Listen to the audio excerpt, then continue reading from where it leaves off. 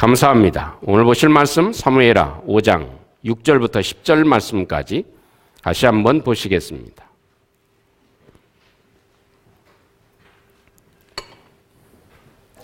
오늘의 말씀은 사무엘하 5장 6절부터 10절까지의 말씀입니다.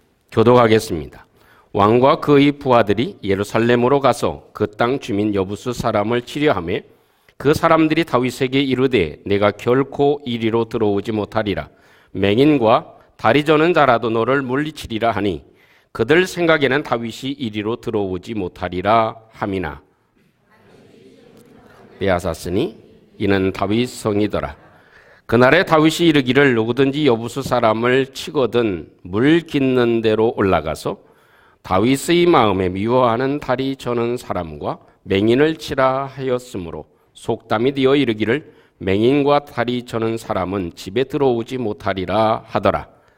다윗이 그 산성에 살면서 다윗성이라 이름하고 다윗이 밀로에서부터 안으로 성을 둘러 쌓으니라.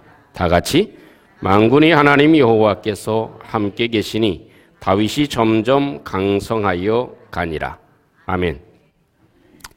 사실 우리가 세상을 살아가고 있지만 세상을 산다는 것 자체가 그리 만만하지는 않습니다. 다윗도 역시 마찬가지입니다. 다윗이 왕위에 오르기는 했지만 여부수 사람들도 사실 우습게 여깁니다. 야, 네가 한번 오면 다리 저는 자, 앞이 보이지 않는 사람이 너를 상대해도 너를 너끈히 이길 수 있다. 이렇게 얘기할 만큼 이 여부수 사람들의 강성함은 더해 갔었습니다. 사실 어찌 보면 다윗에게 대놓고 하는 말이 이런 말이죠. 야, 네가 올려면 와봐. 까불지 마. 네가 이 성을 차지한다고 어림도 없는 소리다. 이런 이야기를 하고 있는 것입니다. 사실 어찌 보면 예루살렘은 굉장히 천연 요새 가운데 하나입니다. 그래서 실제로 예루살렘을 위에서 보면 그 지형 자체가 고구마 형태의 그런 모양으로 되어져 있습니다.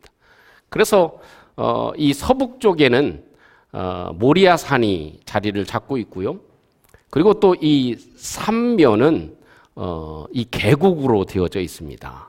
그러니까 공격해 들어오기가 굉장히 힘들다는 것이죠. 그래서 동쪽에는 기브론 시냇가가 있습니다. 기브론 계곡이라고 하는 곳, 성경에 자주 등장하죠. 그곳이 동쪽에 자리를 잡고 있고 또 이 서남 쪽에는 우리가 많이 이렇게 성경에 언급되어져 있지만 히브론 골짜기라고 하는 곳, 그것이 되어져 있고 이 남쪽 부분에도 중앙 이 골짜기가 자리를 잡고 있습니다.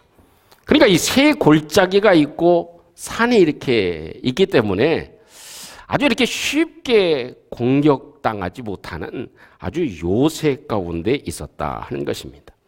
그래서 하나님이 이미 이스라엘 백성들에게 그 땅을 주신다고 약속을 하시고 축복의 땅을 여호수아도 정복을 했지만 이 여부수 사람이 차지하고 있는 이 여리고 이 예루살렘 이 땅은 차지하지 못하고 있었던 그런 상황이 되어진 것입니다. 그리고 훗날이 되어지지만 로마 사람들이 예루살렘을 정복할 때 이 예루살렘 성만 정복하는데 장장 2년 동안이 걸렸습니다. 그러니까 아주 작은 지역이긴 하지만 굉장히 요충 지역이고 요새 지역이기 때문에 그 성을 쉽게 함락할 수가 없었다 하는 것입니다.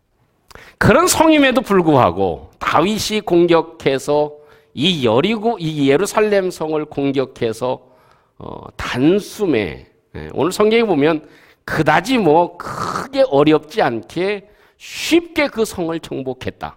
할렐루야. 그 사실을 얘기해 줍니다. 그렇게 오랜 기간 동안 조상들도 이 예루살렘을 정복하지 못했던 그런 상황임에도 불구하고 오늘 이 다윗이 정복한 내용을 보면 너무나 쉽게 정복해 나간 이 사실을 우리에게 말씀해 주고 있습니다. 그래서 이 다윗은 이렇게 얘기하죠. 여부수 사람을 칠 때 다른 사람 치지 말고 다리 저는 자, 그리고 앞이 보이지 않는 그 사람들을 쳐라. 그러니까 완전히 참 제대로 조롱을 갚아주는 그런 격이 되어집니다. 사실 일반적으로 보면 게임이 되지 않는 그런 전쟁이었지만 하나님께서 이 다윗에게 세상에서 살아가는 우리들도 세상에서 게임이 되지 않는 많은 일들이 있지만 우리는 연약해 보이고 야 까불지 마라 하는 그런 조롱 섞인 말들도 우리가 들을 수 있지만 이 세상에 살아가는 저와 여러분들이 다윗을 다시 한번 마음에 간직하고 다윗이 이 예루살렘 성, 그 난공불락의 성으로 일컬어지는 그 성을 정복했던 것과 같이 저와 여러분들도 이 세상에 살아가면서 만만하지 않지만 좀 크게 보이지만 우리 가운데 큰 믿음을 가지고 다윗처럼 정복의 삶을 살아가는 저희들 되어지기를 주님의 이름으로 축원합니다. 그것에 담겨져 있는 비밀을 찾아보려고 합니다. 사실 어찌 보면 여부수 사람들이 이 다윗을 이렇게 조롱하듯이 비난하고 있지만 또 그런 모습 가운데 저와 여러분들도 살아가고 있지만 우리는 연약한 모습, 약한 새를 가지고 저와 여러분들이 살아가지만 세상은 강성하고 무너지지 않는 바위와 같은 그런 세상의 힘을 자랑하고 있지만 저와 여러분들이 어떻게 하면 이 세상 가운데 이런 쉽게 이렇게 어려운 성을 이렇게 쉽게 정복할 수 있는가? 그 말씀을 오늘도 다윗을 통해서 엿보아서 그것이 우리의 힘이 되고 능력이 되는 은혜가 있기를 주님의 이름으로 축원합니다. 한 가지 얻을 수 있는 중요한 부분이 있다면 믿음의 행보는 결코 외면당하지 않는다 하는 것입니다. 이 다윗이 지난주 시간에 말씀을 드린 대로 맨 처음 왕이 되어진 다음에 제일 어려운 일을 시도합니다. 예루살렘 성을 정복하는 일을 시도합니다. 그것이 첫 국정 사업이었습니다. 다윗이 행하는 첫 행보였습니다. 그런데 그 행보가 굉장히 어려운 행보였지만 믿음의 행보였다. 그 믿음으로 움직이는 것을 보시고 하나님은 외면하지 아니하셨다 하는 것입니다.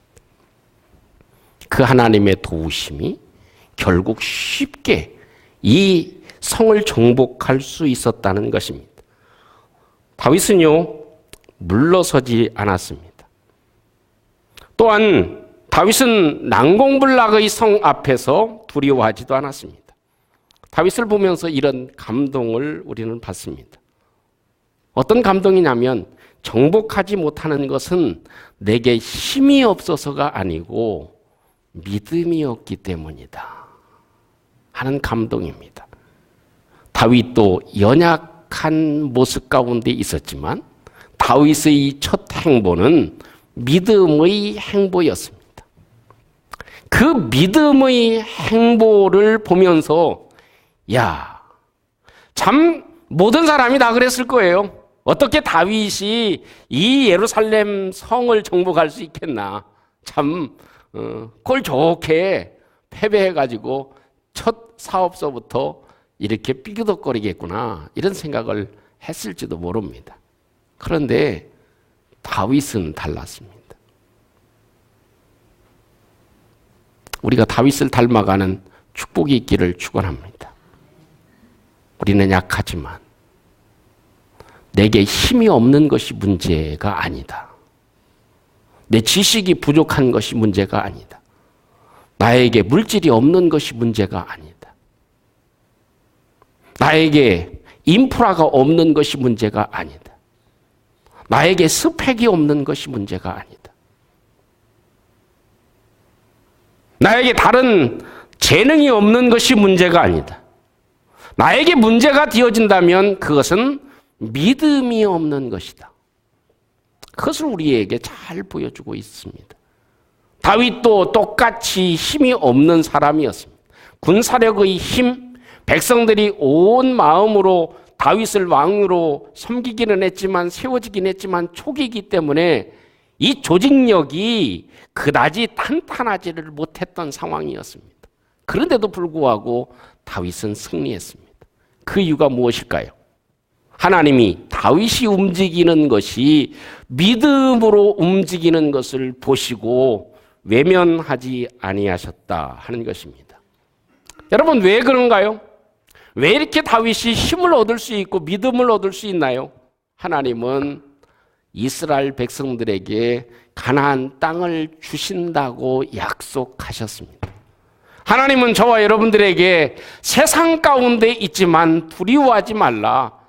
내가 세상을 이기었으니 너희들도 세상을 이기리라. 할렐루야. 이미 말씀해 주시고 선포해 주셨습니다. 근데 우리는 어떻게 하나요? 주저합니다. 세상과의 싸움에서 조그마한 일이 있어도 낙심하고 좌절해가지고 싸울 힘조차 없이 살만 나지 않는 사람처럼 살아가기도 합니다. 그것이 우리의 문제가 되는 것이죠. 다윗은요, 한 가지 질문을 할 수 있어요. 이렇게 큰 전쟁을 하는데 다윗이 기도했습니까? 안 했습니까? 네? 하나님, 제가 예루살렘 성을 정복하고 여부수 사람을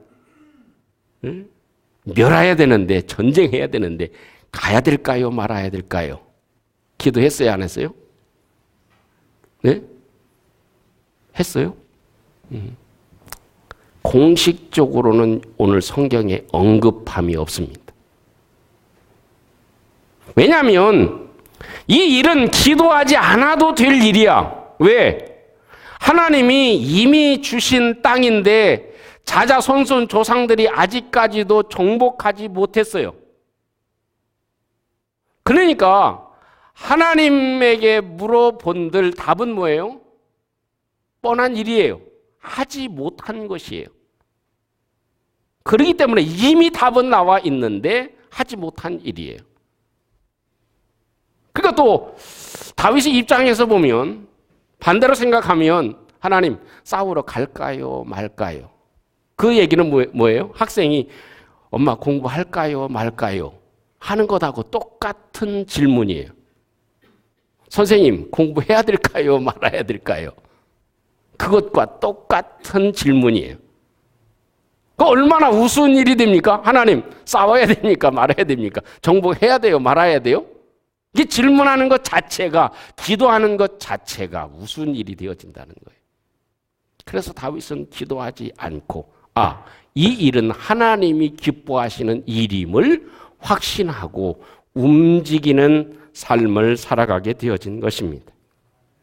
그것이 다윗이 행하는 믿음의 행보였습니다. 골리앗과의 싸움에서도 그랬죠. 블레셋 사람과의 싸움에서도 그렇죠. 험난한 도망자의 삶에서도 하나님이 함께 하시고 도우심을 믿고 믿음의 행보를 옮겨 나갈 때, 걸음을 걸어 나갈 때 하나님은 우리를 도우시고 우리 가운데 승리케 하시는 은혜가 있는 줄로 믿습니다. 이런 비유가 어떨지 모르겠지만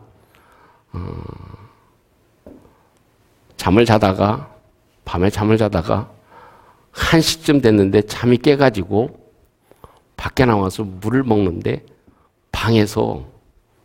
애 방에서 불이 켜져 있어. 그래서 뭐 하나 하고 살짝 문을 이렇게 열어보니까 그 시간에도 애가 공부하고 있어. 그러면 그것을 본 부모의 마음이 도와주고 싶어요? 안 도와주고 싶어요? 내가 차라리 무슨 일이라도 도와주고 싶어. 할 수만 있으면 도와주고 싶어. 그것과 똑같습니다. 하나님이 우리를 보실 때 믿음으로 행하는 그런 모습을 보고 하나님은 외면치 아니하신다. 다윗이 정복하고 하나님이 약속하신 그 축복의 땅을 얻으려고 여부수 사람과 싸우려고 하는 그 모습을 보고 하나님은 외면치 아니하신다. 그래서 쉽게 다윗이 그 난공불락의 성 예루살렘을 정복할 수 있었다 하는 것입니다. 여러분, 이것이 우리에게 필요한 믿음의 확신, 믿음의 움직임, 그런 일일 것입니다. 예전에 그 아메리칸에 살고 있는, 미국에 살고 있는 인디언들은 남자 아이들이 태어나면은 용기를 심어주는 그런 훈련을 했다고 합니다. 그 훈련은 이런 훈련을 했다고 합니다. 좀 성인이 되기 직전에 그 땅은 아주 험하잖아요. 그러니까 그 성년이 되기 전에 꼭 한 과정을 겪게 하는데 그 아들을 데리고 맹수들이 있는 산 깊은 골짜기로 들어간답니다. 그리고 야, 아들아, 너는 오늘 밤에 살아 돌아와야 된다. 그렇게 이야기를 남기고 아버지는 떠나온다는 거예요.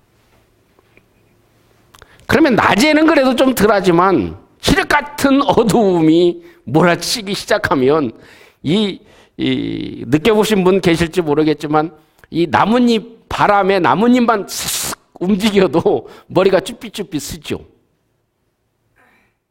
그러니까 그 아들은 곰도 있죠. 맹수들이 있는 그런 곳 아니에요. 그러니까 미국에도 피크닉 에리아에 가보면 그 텐트 치고 하는 캠핑장 그곳에 가보면 대부분 이렇게 큰 철로 되어져 있는 통이 곳곳에 놓여져 있습니다.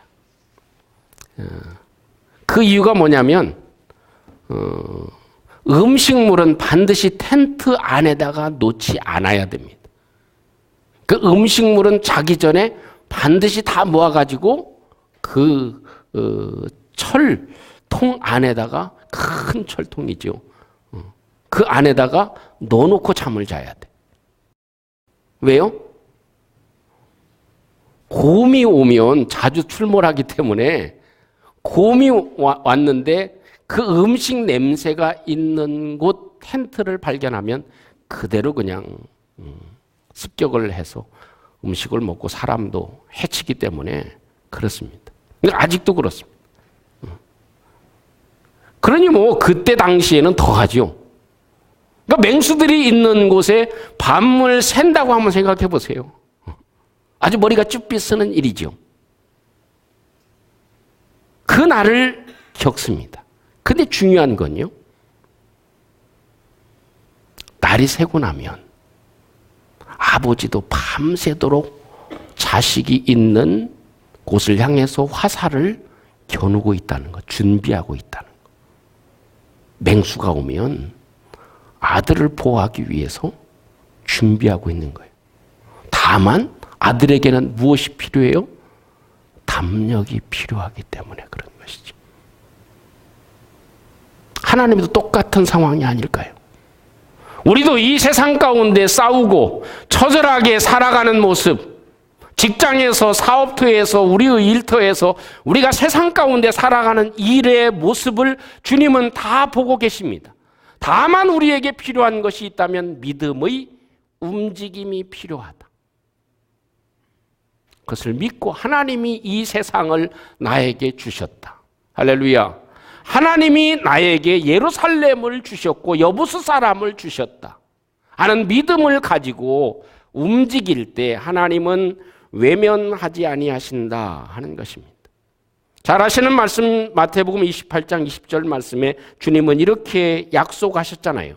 볼지어다 내가 세상 끝날까지 항상 너희와 함께 있으리라. 그 자식이 벌벌 떨고 이 밤을 새는 과정 가운데 보이지 않게 아버지는 화를 준비하고 있는 아버지처럼 세상 끝날까지 항상 너희와 함께하고 있다. 그것을 믿고 우리는 어떻게 해요? 우리의 삶의 믿음의 행보로 움직이게 될 때 하나님은 우리를 외면치 아니하셨다 하는 것입니다. 언제든지 주님도 이 사복음서에 보면 믿음이 있는 사람은 외면치 않고 그 발걸음을 멈추셨습니다. 요한복음 5장에 있는 이 베데스다 연못에도 예수님이 왜 그곳에 가셨을까요? 그것은 38년 된 병자 속에 있는 믿음을 보시고 발걸음을 그곳으로 옮기신 것이죠. 그 삭개오, 나무 위에 올라가 있는 삭개오를 주님이 외면하셨습니까? 그렇지 않습니다. 믿음이 있는 사람은 주님이 결코 외면하지 아니하신다. 그것이 오늘 성경에서 우리에게 보여주고 있는 중요한 한 대목이 되는 것입니다. 또 한 가지 볼 수 있는 대목이 있다면 그것은 믿음의 행보에는 공급되는 지혜가 있다 하는 것입니다. 따라 보겠습니다. 믿음으로 움직이면 지혜가 생깁니다.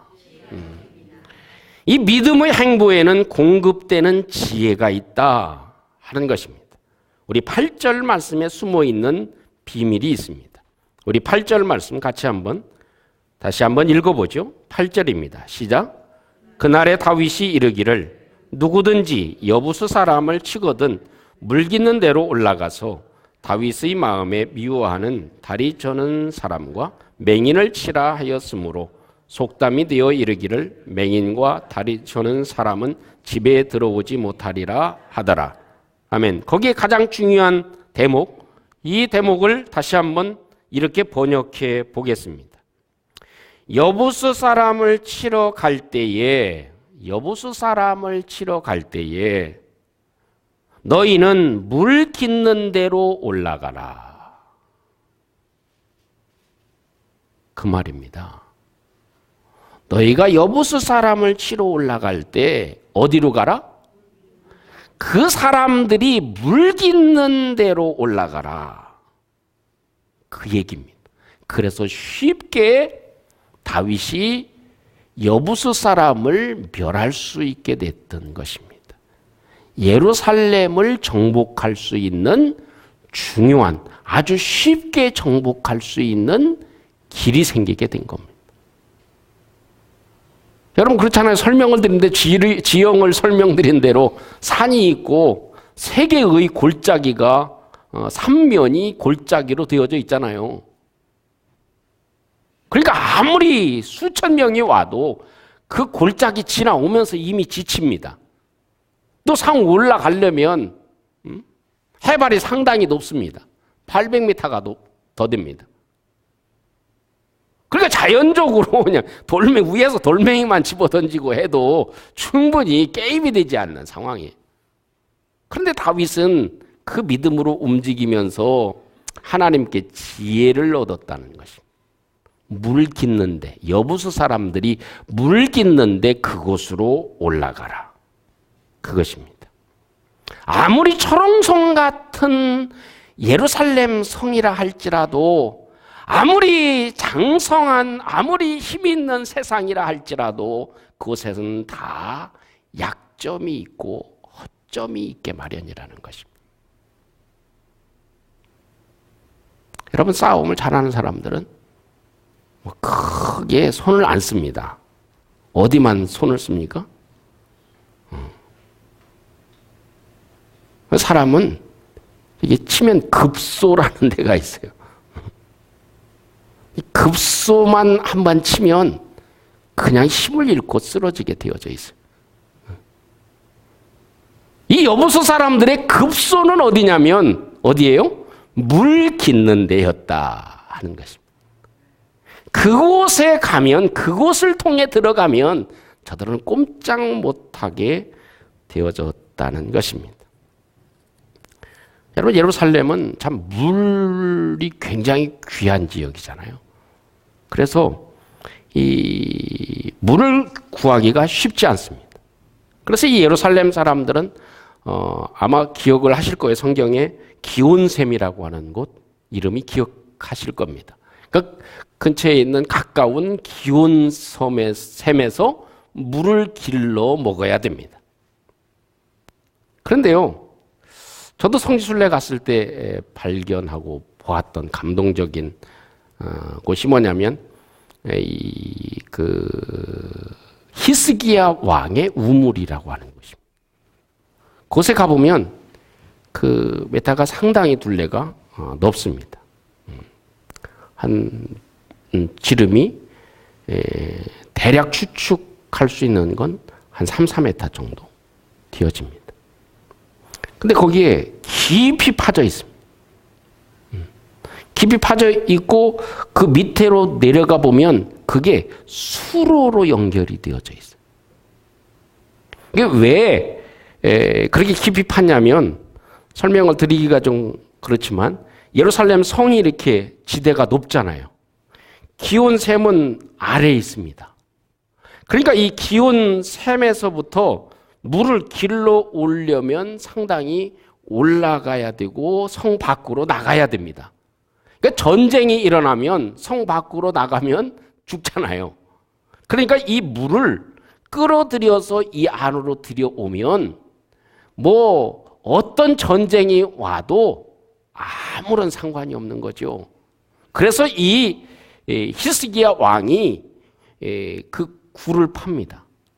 그래서 지름이 약 2m, 그리고 또 그 길이가 535m 정도. 역시 참 하나도 놀라지도 않아. 그 기온 샘에서부터 이 각이 올라가야 되겠습니까? 내려가야 되겠습니까? 내려가야 되겠죠. 그래야 물이 흘러서 이 안쪽으로 들어올 거 아니에요. 그래서 구비를 잡아서 530여 메타를 파고 들어간 것이죠. 그리고 위에서는 예루살렘 성 안에서 어떻게 해요? 우물처럼 구멍을 판 거죠. 그리고 그 밑에를 이렇게 깊숙하게 파놨습니다. 그러면 자연적으로 기온 샘물이 두 개가 생기는 거예요. 성 밖에 있는 우물이 있고 그 성 밖에 있는 우물을 안으로 끌어들여서 여기에서 도르래로 퍼 올리면 예루살렘 성에 사는 사람들이 아무런 걱정 없이 살게 되어진 것입니다. 그걸 보고 참 놀랄 일이죠. 그 일의 시작이 누구로부터 시작됐냐? 여부수 사람들이 이미 그렇게 해놨다는 것입니다. 그리고 나중에 히스기야 왕이 그것을 대대적인 공사를 합니다. 그래서 지금도 엄청난 유적지가 된 것이죠. 그걸 보면 이게 우물이 있구나 잘 모르면 이게 우물이에요 이렇게 얘기하고 끝날 수도 있어요. 근데 그 우물의 의미가 그렇게 깊은 의미가 되어지는 것이죠. 그것이 발견되어진 것이 1867년도였습니다. 영국 사람 장교였던 찰스 워런이라고 하는 사람이 히스기야 터널을 탐사하게 되죠. 그 시작이 어디였냐? 여부수 사람이었다. 그래서 다윗이 그것을 눈치채게 됐다는 것입니다. 물론 일반적으로 보면 이 다윗이 살던 곳이 베들레헴이죠. 베들레헴에서 예루살렘까지는 불과 한 8km 정도밖에 되지 않습니다. 그래서 물론 그 지역에 아주 훤한 지형적인 특성을 알고 있기 때문이라고 얘기할 수 있지만 다윗이 알고 있었다면 다른 사람들도 다 알았겠죠. 그 조상들도. 그런데도 성공을 못했잖아요. 그런데 거기에는 비밀이 하나님의 특별한 지혜를 얻게 됐다는 것입니다. 그래서 그 비밀 터널을 발견하고 그곳을 통해서 예루살렘에 쉽게 들어갈 수 있는 길이 생기게 되어졌고 그 일로 말미암아 다윗이 여부스 사람을 쉽게 정복할 수 있었던 것입니다. 하나님은 믿음으로 움직일 때 하나님은 우리에게 지혜를 주시는 줄로 믿습니다. 중풍병자 기억하시죠? 예수님에게로 왔지만 사람들이 너무나 많아가지고 들어갈 수가 없어요. 대부분 사람들은 그냥 포기하겠죠. 예수님 나오실 때까지 기다리자. 그럴 수도 있겠죠. 근데 이 사람들은 어떻게 해요? 그때 번뜩이는 지혜를 얻게 됩니다. 야, 지붕으로 올라가서 지붕을 뜯자. 그 믿음이 보여진 것이죠.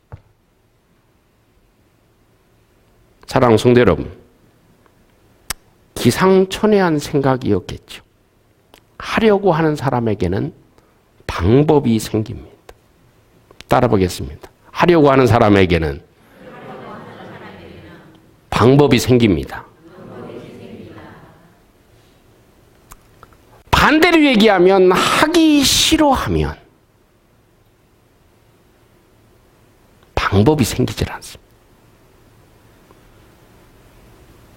모든 면에 다 그렇습니다. 하려고 하는 마음, 하려고 하면 방법이 생기고 지혜가 생깁니다. 다윗이 여부스 사람을 공격하고 점령하려고 하니까 하나님이 지혜를 허락해 주신 것이죠. 그 방법을 얻게 된 것입니다. 그 전에 사람들은 어때요? 하나님이 주셨지만 여부수 사람을 점령하려고 하는 마음 자체가 없었던 것이죠. 그래서 방법이 생기지를 않았던 것입니다. 하려고 하면 방법이 생기게 되어져 있습니다. 여러분, 우리가 하찮은 공사를 해도 아니면 이런저런 일들을 하다 보면 이건 안 되는 일처럼 생각되어집니다. 그래도 안 되는 일로 보여도 하려고 하면 방법이 생긴다 하는 거예요. 안 되는 일이라도, 내가 생각할 때는 안 되는 일이라도 하려고 하면 방법이 생기지만 하기 싫으면 천하의 일도 방법이 안 생긴다는 거예요. 우리 주님은 우리에게 성경에서 이렇게 약속해 주십니다. 너희 중에 누구든지 지혜가 부족하거든 모든 사람에게 후히 주시고 꾸짖지 아니하시는 하나님께 구해라. 무슨 얘기예요? 뭘 하려고 하는데 막혀. 안 돼. 뭘 하려고 하는데 하고 싶은데 잘 안 돼. 지혜가 안 생겨. 떠오르지를 않아. 방법이 없어. 그때 기도해라 그거예요. 그러면 하나님이 후히 주시는 하나님이시기 때문에 반드시 그에게 지혜를 주신다, 방법을 주신다 그것입니다. 사랑하는 성도 여러분, 우리가 참 이 다윗의 이야기가 남의 이야기이기 때문에 다윗이 왕이 된 다음에 처음 한 일이 뭐 그다지 그렇게 중요한가? 이렇게 생각할 수도 있을 것입니다. 참 대단히 중요한 부분 가운데 하나입니다. 그 남공불락의 성, 이 예루살렘 성을 참 가만히 보면 성경을 읽으면서 깜짝 놀라는 일이, 야, 이거 너무 쉽게 정복했네.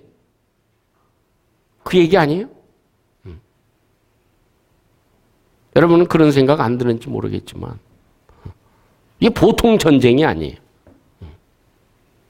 그 무시무시한 군대, 로마 군대도 예루살렘 성을 정복하는데 최신 무기를 다 동원해서도 2년 걸렸던 것이 이 예루살렘 정복의 사건입니다. 그런 성을 다윗은 아주 너무 쉽게 정복했다. 거기에는 숨은 비밀이 담겨져 있는 것이죠. 무엇인가 다른 것이 숨겨져 있는 것이죠. 그 하나가 무엇입니까? 우리가 믿음으로 움직이려고 할 때 하나님은 외면치 아니하시더라. 다윗이 믿음으로 행하고 하나님이 기뻐하시는 일이다. 이건 하나님이 축복하시는 일이다. 하나님이 나에게 맡겨주신 일이다 라고 생각하고 믿음의 행보로 옮겨 나갈 때 하나님은 외면치 아니하시더라. 주님도 역시 똑같습니다. 우리 주님은 우리 뒤에서 항상 우리와 함께하고 계심을 믿습니다. 우리를 도울 준비를 하고 계신 것이죠. 어느 때? 믿음으로 움직일 때. 문을 열어봤는데 애가 공부하고 있을 때.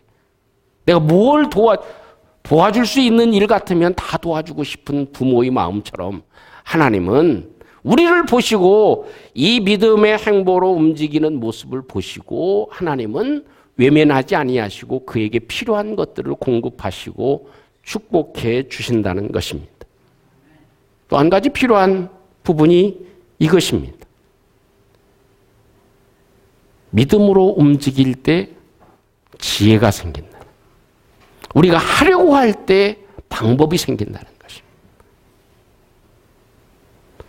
하려는 마음이 없으면 방법도 절대로 생기지 않는다는 것. 내가 하려고 할 때 방법은 생긴다. 내가 시험에 들었으면 이기려고 할 때 방법은 생깁니다. 무슨 일이 안 될 때, 도무지 이 일은 안 되는 일이라도 끝까지 하려고 할 때 방법은 생깁니다. 예전에 공부할 때 그렇잖아요. 뭐 하루에 단어를 100개, 200개씩 어떻게 외워요? 나 못 외워. 그런 애는 절대로 외울 수가 없어. 근데 어떤 방법으로든 내가 외워야지 라고 하면 내가 가는 곳에 곳곳에 방에다가 다 붙여놓고라도 외워. 하려고 하는 사람에게는 방법이 생긴다. 그것입니다. 사랑하는 성도 여러분, 다윗의 첫 여부수 사람을 정복한 사건은 우리에게 참 큰 도전과 귀감이 되는 말씀입니다. 세상을 살아가는 저와 여러분들에게 주시는 말씀이 되어집니다. 이 말씀을 함께 저와 여러분들이 간직하고 넉넉지 아니하는 세상을 살아가는 저와 여러분들이 다윗처럼 이렇게 그 어려운 일을 쉽게 처리하고 쉽게 정복하는 것과 같이 저와 여러분들의 삶에도 이런 하나님의 축복이 있기를 주님의 이름으로 축원합니다. 하나님은 믿음으로 움직일 때 외면하지 아니하십니다. 하려고 하는 자에게 방법을 하나님이 주신다 하는 것을 함께 간직하고 우리 믿음의 열매가 또 하나님의 축복하심이 우리 가운데 주어지기를 주님의 이름으로 축원합니다.